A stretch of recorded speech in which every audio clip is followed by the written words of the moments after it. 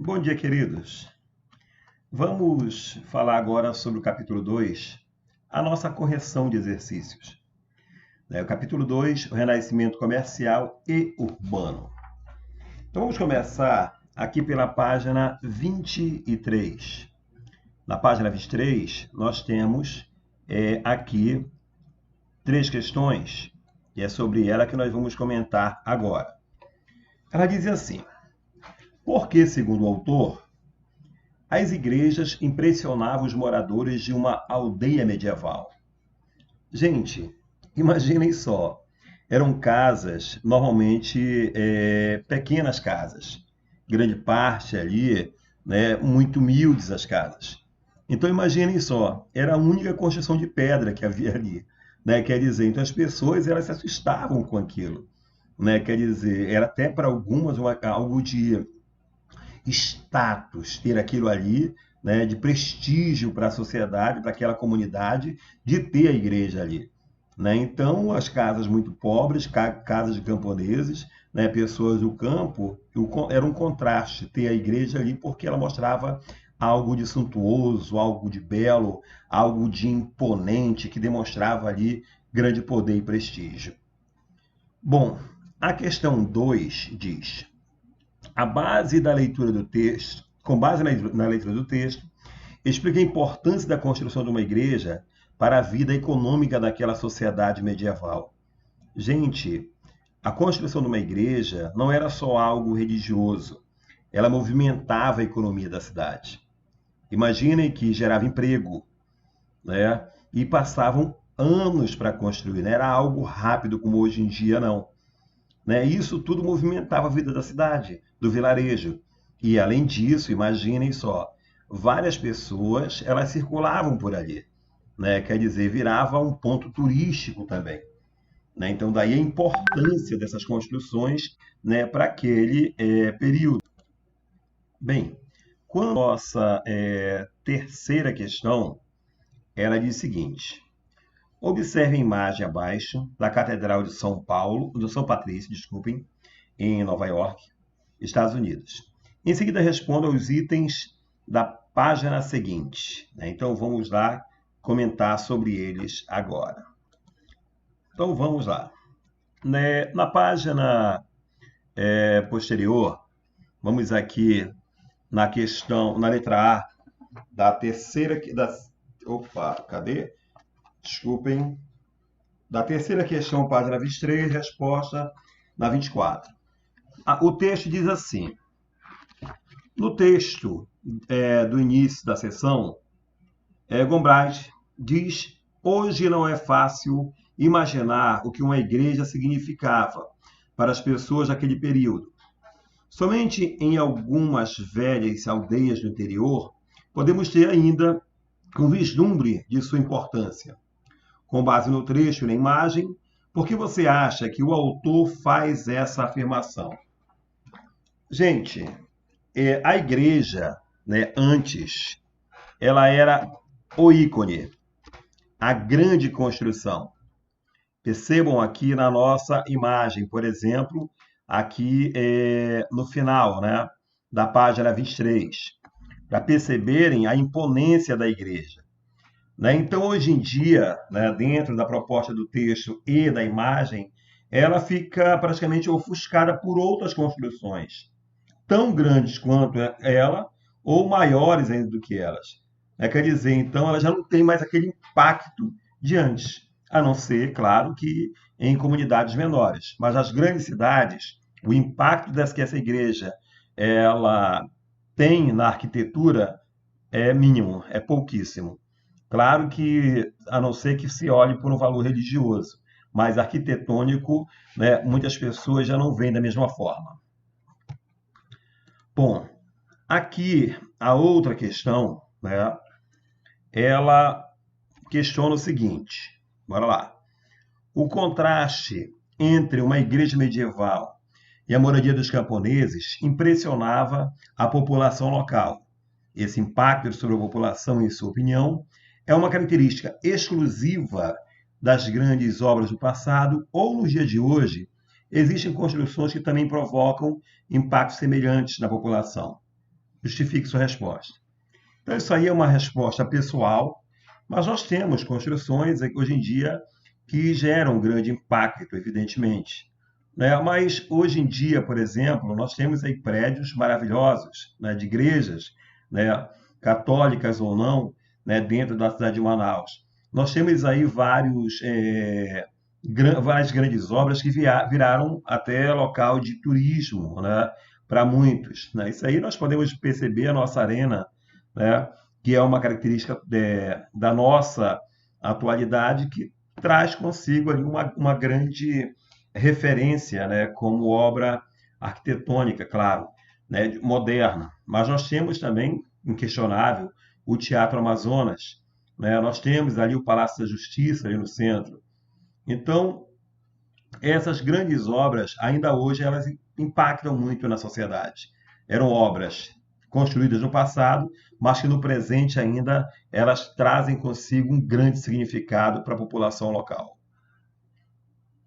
Bom, sem perder tempo, vamos agora aqui para a página 25, que traz aí para nós duas questões.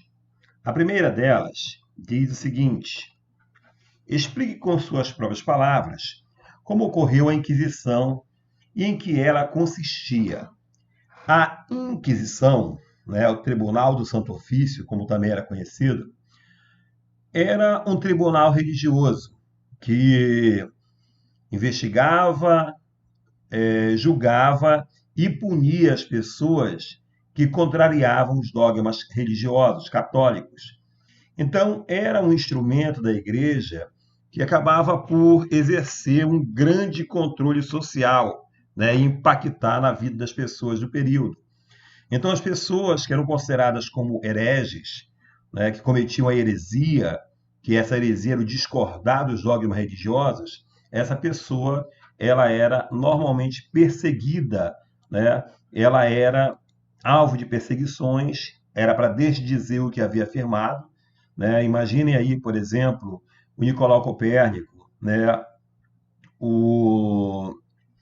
Principalmente, né?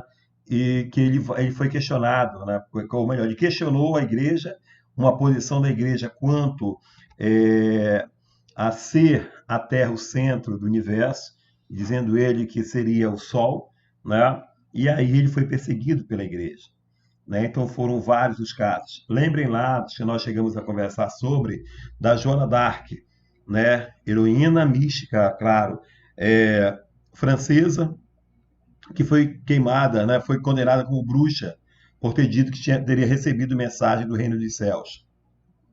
Bom, então a Inquisição, ela julgava e punia, se necessário, as pessoas que contrariavam os dogmas religiosos.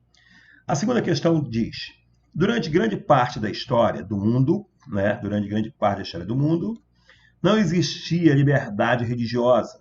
Para você, o que significa liberdade religiosa? Ela é importante na sociedade? Aí, claro, é um posicionamento particular, né, de cada um. Né? Mas, a princípio, o que é a liberdade religiosa? É cada um, né, ter a sua própria crença, claro, e ter liberdade para realizar seus cultos, independente, né, claro, que se aceitos pela maioria ou não. Isso é liberdade religiosa. Né? Então, você vai ter lá, né, você tem o cristão católico, você tem o cristão dos outros segmentos também, você tem o muçulmano, né, você tem o povo da Umbanda. Né? Quer dizer, são várias construções, aí, tipos de crença, né, que acabam por se imbricar, se misturar dentro da nossa sociedade. Então, a liberdade religiosa é você ter a tua crença, mas você respeitar a crença do outro. Não é porque você acredita em algo que é verdade para todo mundo. É a tua verdade. Então, respeitar as outras crenças, respeitar as outras verdades das outras correntes religiosas, né? Então, isso é liberdade religiosa. Evidentemente, né, seria de ter espaço para todos. E ela é importante na sociedade, eu penso, claro, como é algo pessoal, isso aí vai de cada um, ela é muito importante, né? Imaginem vocês da tua crença, né? A crença que você tem se você não tivesse a liberdade de fazer os seus cultos, suas cerimônias. A gente tem, acho que para a gente pensar nisso, de parte de nós mesmos, né? Para entender o impacto disso na vida das pessoas. Bom, então vamos aí para outras questões agora. Bem, estamos agora aqui na página 27. Na página 27, nós temos aí o Agora é com você. Primeira questão. Explique como se podia observar a influência da Igreja Católica no dia a dia da população medieval. Gente, além da beleza arquitetônica, além de ela estar diretamente ligada à vida das pessoas, dizendo o que era certo, o que era errado, a igreja, claro, ela exercia um grande controle social na época. Mas essa igreja também, além disso tudo, ela tinha influência sobre quem estava no poder, como nós dissemos. A igreja, ela não estava no poder, mas ela influenciava quem estava nesse poder, né? Quer dizer, as pessoas, né, elas não queriam contrariar a igreja porque não queriam deixar de ir para o céu. Elas queriam alcançar a salvação eterna. Então acabavam obedecendo aos líderes eclesiásticos, aos líderes religiosos. Bem, além disso, percebam só a importância dessa igreja, a influência dela, que até hoje nós temos vários dias do nosso calendário que são religiosos. Né, para perceber a importância que essa igreja exerceu na nossa formação, né, cultural religiosa. Né? Então, quer dizer, essa igreja também, né, de tudo isso aí, ela tinha um grande controle social. É bem verdade, ela ajudava a evitar revoltas. Quando alguém de repente pensava em se revoltar contra o seu senhor, aí a igreja disse, olha, não faça, filho, você está sendo provado, né? Há uma provação divina. Você aceita, alguns nascem para mandar, outros para obedecer. Né? Então, ela exercia um controle na sociedade de qualquer forma. Né? Já a segunda questão diz: em 1095 tiveram início as cruzadas. O que eram e o que motivou a sua existência? Bom, primeiro, cruzadas. Eram expedições armadas organizadas na Europa Ocidental que visavam o controle do Oriente. Aí, para isso, nós vamos observar aqui, aproveitando o mapa, dá para explicar exatamente isso, né? Nós vamos aqui, deixa eu só buscar um pouco mais para baixo. Aqui dá para a gente visualizar melhor. Então, olha só, gente. Então, as cruzadas, como eu disse, elas saíam da Europa Ocidental em direção à Terra Santa. Então, quer dizer, eles buscavam qual era o objetivo delas, né? O que era o objetivo dessas expedições. Primeiro que elas foram conclamadas, né, pelo Papa Urbano II, e que pretendia libertar a Terra Santa, que foi dominada pelos muçulmanos, né, seguidores de Alá. Então, houve uma briga na região de Jerusalém, e os muçulmanos, a partir principalmente, né, do califa, do Saladino, ele proibiu o culto cristão lá, porque alguns cristãos, reis cristãos, que iam para a região de Jerusalém, enforcaram alguns muçulmanos. E aí a tolerância de um lado, a intolerância de um lado e do outro, acabou gerando as cruzadas. Então, que tinha o objetivo de libertar a Terra Santa, que foi dominada pelos muçulmanos. Bom, aí continuando, né? Bora lá, continuando aqui. A outra pergunta dentro dela é: o que motivou? Nós já falamos agora também, né? Então, o motivo foi a tentativa de libertação da Terra Santa. Então vamos aqui para outra página, né? Nós temos mais duas. Aí temos aqui na página 31. Na 31, nós temos aqui algumas questões, né, que tratam também sobre isso, e vamos falar sobre elas agora. Bem, então vamos falar sobre as questões. Aqui nós temos, né? Bom, é o seguinte. A primeira questão diz: as cruzadas contribuíram para a retomada do comércio na Europa Ocidental. Como era o comércio nessa parte do planeta durante o período feudal? Quais foram as mudanças observadas com as cruzadas? Gente, quase inexistia o comércio na Europa Ocidental. Lembre que a Europa Ocidental era marcada pelo feudalismo, onde o feudo ele era autossuficiente, quase sempre, né? E lá eles produziam quase tudo que era necessário para o consumo. Havia o ferreiro, havia o carpinteiro, quer dizer, eles uns plantavam, né? Outros combatiam, que eram os cavaleiros. Então, naquela época, a Europa Ocidental, ela praticamente, o comércio era quase inexistente. Era muito mais a base das trocas, né? Para o período. Bom, aí é o seguinte, depois pergunta, quais foram as mudanças observadas com as cruzadas? O comércio ele vai renascer, né? Porque esses cruzados que iam para o Oriente participar das cruzadas vão adquirir outros hábitos. Vão conhecer a seda chinesa, ou a seda é da rota da seda da China e a Índia, né? O tapete persa, a cerâmica chinesa, as especiarias indianas, cominho, cravo, canela. E aí esses europeus passaram a comprar essas mercadorias para vendê-las na Europa. Daí um grande impacto sobre a Europa, porque as cruzadas reabrem o Mediterrâneo para o Atlântico, ou para o comércio, que, meu Deus do céu, o que eu fiz agora? Então, reabre o comércio para o comércio oriental, porque o Atlântico, o Mediterrâneo tinha sido fechado nas rotas comerciais. Deixa eu voltar aqui para vocês, para a gente comentar um pouco sobre isso. Deixa eu ir aqui, só um minuto. Bom, do que comentei agora, bora observar novamente aqui o nosso mapa. Observem aqui, gente, que olha só, aqui o Mediterrâneo, né, o comércio que era com o Oriente, ele foi brecado, né, foi manipulado pelos muçulmanos. Então as pessoas não passavam por aqui para negociar mercadorias. A Europa praticamente ela ficou isolada. E aí o que aconteceu?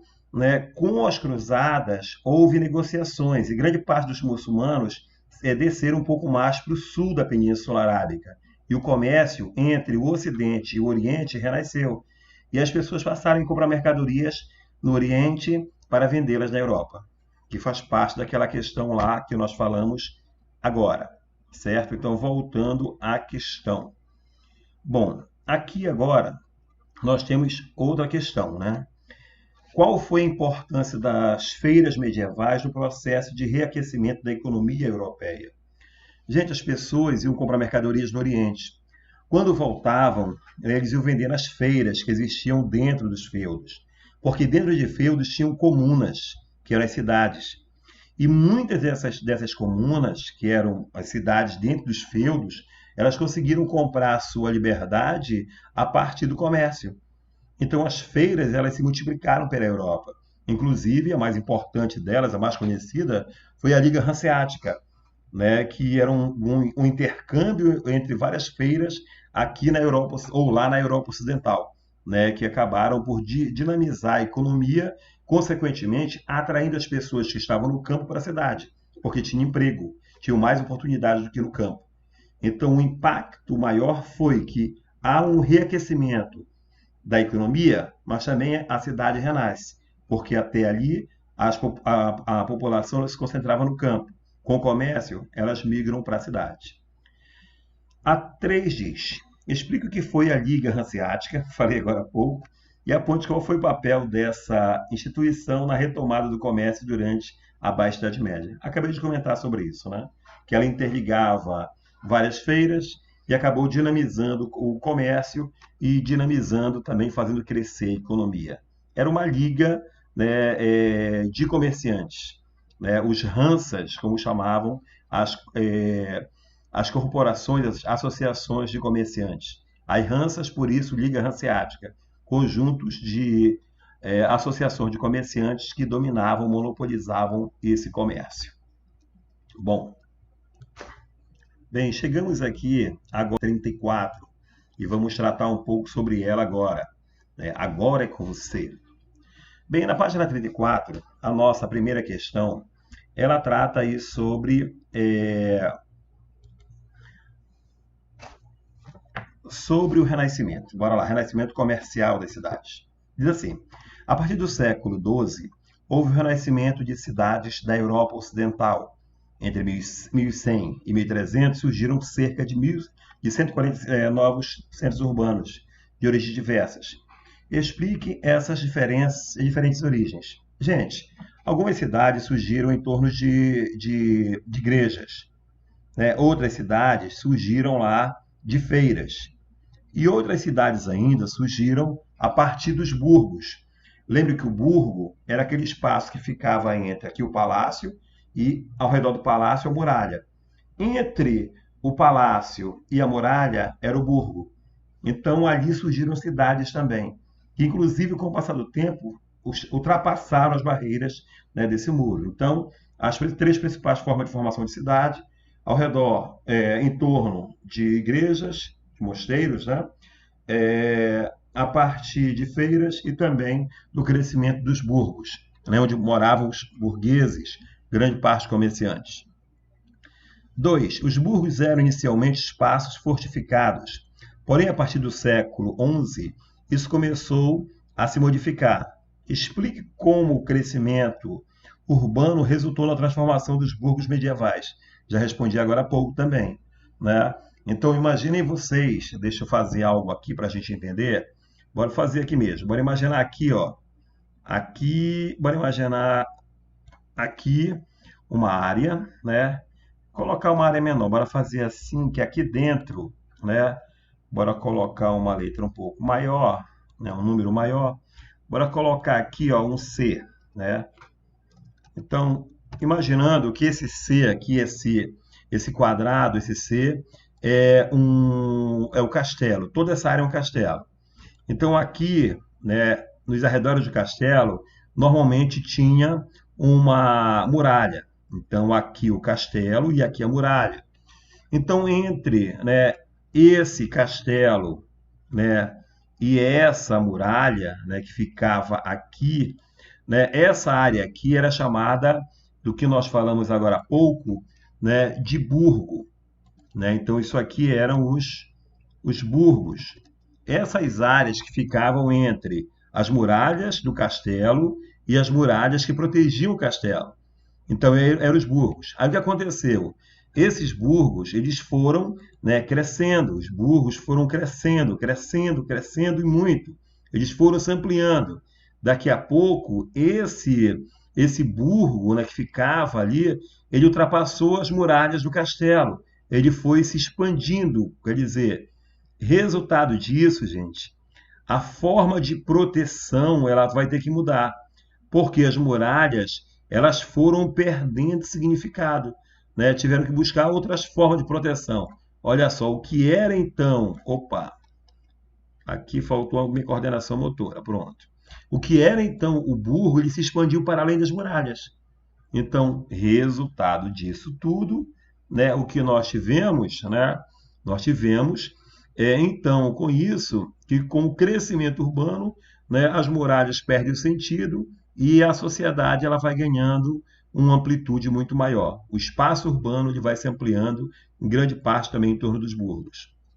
Bom, a oficina do pequeno artesão foi a unidade de manutenção típica da Idade Média.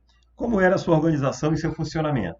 Gente, era chamado de corporações de ofício, onde havia um artesão que tinha suas ferramentas, tinha sua matéria-prima, e que normalmente ele ensinava o ofício ao filho, a um parente. Claro que também tinham pessoas que entregavam seu filho jovem para trabalhar com uma outra pessoa, para aprender o ofício. Mas normalmente eram membros da família. Por isso que nós dissemos, lembrem, filho de peixe, peixinho é, né, ou será, porque eles aprendiam o ofício, quando falamos de ofício, profissão, habilidade em algo, né, aprendiam com os pais, com os parentes. Ok? Então vamos agora para as questões de vestibulares. Aí vamos fazer aí um acordo. Eu comento uma delas, vamos fazer uma mais complexa, para a gente fazer uma análise em cima disso, e o restante eu dou o gabarito. Aí as dúvidas, você anota lá, professor, eu errei essa, mas para mim estava certinho, estava correto. E aí eu vou pegar, vou analisar com você, você manda no WhatsApp, mande de algum local, lá mesmo na Classroom, que a gente faz um comentário sobre. Ok? Então, a primeira página aqui, nós vamos falando da página 36. A primeira questão diz assim. Então, bora lá para fazer essa nossa análise.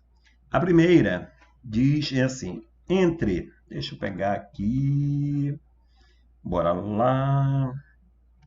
Então, vamos dar um destaque para a questão para facilitar a correção dela, tá? Então, vamos lá. É o seguinte, então vamos pegar aqui os nossos marcadores para facilitar. Olha só, entre o final do século XII e o início do próximo, com o fortalecimento do comércio e o crescimento dos centros urbanos, então ele está falando aí, né, de fortalecimento do comércio e crescimento dos centros urbanos. Percebam lá. Os europeus começaram a estreitar contatos com o Oriente, logo o comércio, né?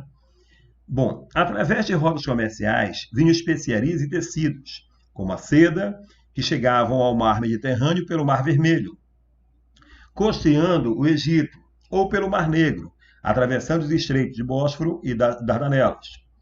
Esse período foi próspero na Península Itálica, especialmente para os mercadores de... Aí nós temos, gente, só é observar principalmente as cidades, né? Porque elas se autoanulam, né? Porque se era um comércio através da Península Itálica e eles eram comerciantes, lembre que a Quarta Cruzada ela foi financiada pelos mercadores de Veneza, principalmente, que tinham interesse com o comércio.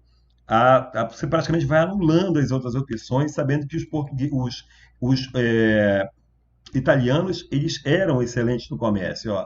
Tira Nova Delhi e Calicut, né, está colocando Índia aí no meio. Aí nós temos aqui, ó, Pequim e Xangai, né?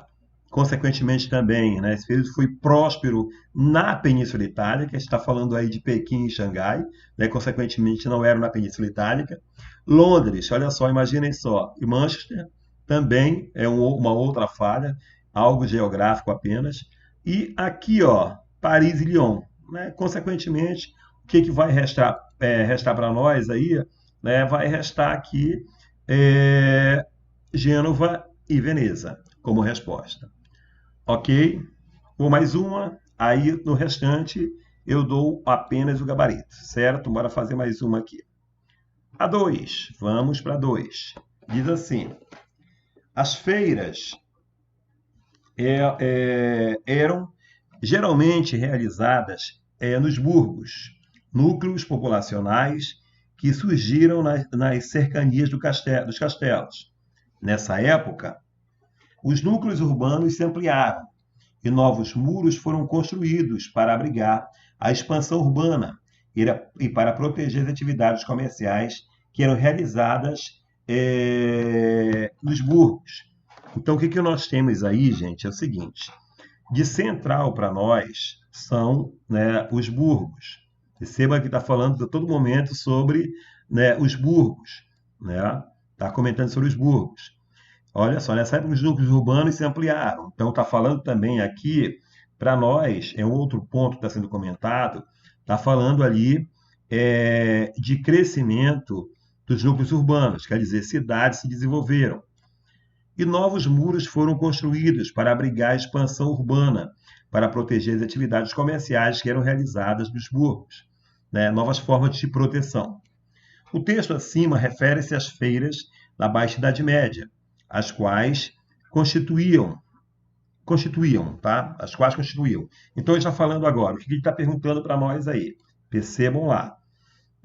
O texto acima refere-se às feiras na Baixa Idade Média. Lembre que a Alta Idade Média, do século V ao século X, de lá até o XV, a Baixa Idade Média. Primeiro Alta, depois Baixa Idade Média. Então, nesse período, as feiras, elas se constituíam em quê? É isso que ele está perguntando. Deu aqui a base, dizendo como surgiram, e aqui nós temos uma especificação do que seriam as feiras. Então, bora lá. Um instrumento de comércio local das cidades para abastecimento cotidiano apenas de seus habitantes. Onde é que está o erro aí? Percebam, olha só. Era um instrumento de comércio local das cidades para abastecimento do cotidiano. Esse abastecimento, percebam só, abastecimento apenas de seus habitantes. O erro está aqui. Primeiro, aqui, né, que era um comércio local, não era só local. Lembra que havia um intercâmbio entre as feiras, lembra da Liga Hanseática. Então o erro está aí. Tá? Não era um comércio local. Não era exclusivo para os seus habitantes. Havia as trocas, os intercâmbios comerciais. A B diz, áreas exclusivas de venda de produtos agrícolas. Não era. Lembra, lá não eram só produtos agrícolas. Então o erro está aqui? Não, está no exclusivas. Se viesse dizendo aqui que vendiam vários produtos, dentre eles produtos agrícolas, estava correto. Mas quando ele fala exclusivamente, o erro foi cometido. Nós falamos há pouco sobre especiarias, sobre seda, né, sobre cerâmica, sobre tapetes. Então, não eram só produtos agrícolas. Letra C diz, um sistema amplo de comércio da época que abastecia os burgos. Chegamos aqui na nossa resposta, gente. Tá? Então, aqui essa está correta. Um sistema amplo, devido ao contato das feiras, de comércio da época que abastecia os burgos. Tá? Aí vem a letra D, bora ver o erro dela. Locais fixos para comercialização somente da produção dos feudos. Lembrem que a relação não era nem direta mais com os feudos. Os feudos estão praticamente se acabando agora. E as relações se dão na cidade. Ok? Então, vamos lá. Então, agora, os nossos gabaritos, vamos comentando aqui. A terceira questão, né, você marcaria aí a letra B, tá de bola. A quarta questão, você marcaria a letra D, tá? De dado. A quinta questão, letra B, de bola. A sexta questão, você marcaria a letra D, de dado. E tem mais ainda? Deixa eu ver. Tem sim. Então vamos. A sétima questão, letra A, de avião. A oitava questão, letra A, também de avião. A nona questão, também letra A. Estamos só repetindo, né?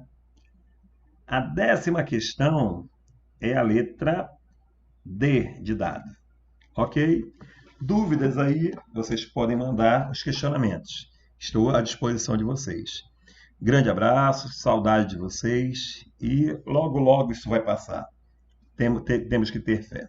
Abraço em todos e até a nossa próxima videoaula.